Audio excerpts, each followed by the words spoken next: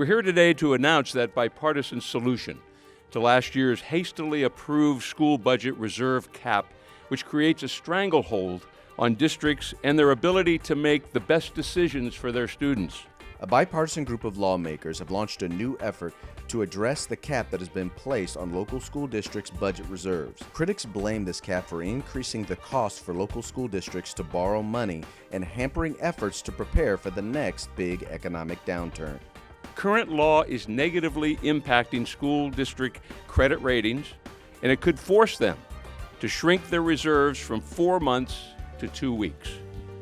The current law could leave school districts with only a few days of operating expenses, threatens local programs, and financially hamstrings district leaders. This has been a really important issue in my district. I've received more letters on this issue than on any single issue since I was elected.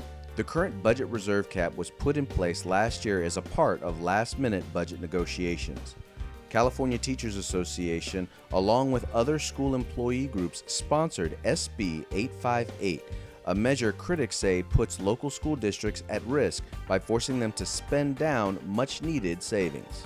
When we have hard times, when we have recession, school districts use this money to help them smooth over. They don't lay off so many teachers, they don't cut so many programs, and ultimately that's what's good for kids.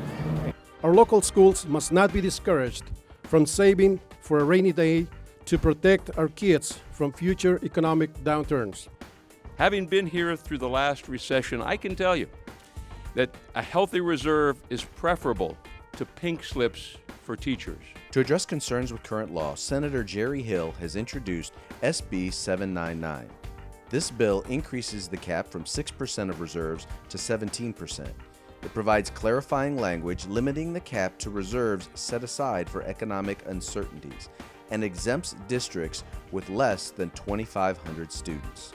It also includes requirements on local school districts that will increase transparency and accountability. The bill we'll be introducing later this week represents the compromise we could have had and could have achieved had there been an opportunity for compromise last year when the school reserve cap language appeared in a trailer bill. Today's bipartisan solution will allow school boards, will allow school districts to build up healthy and reasonable reserves so that they can take care of their classroom needs, so that they can take care of their capital needs, and make sure that our schools are equipped with the tools and the resources necessary to make sure that our students in California can access a top quality education. It accomplishes everything the teachers union wanted, but in a more reasonable way, allowing for modest reserves, increased transparency, and public involvement at the local level. The transparency language in this bill allows communities and parents to know what school boards are doing, why they're saving money, and I think that's an important thing for them to understand.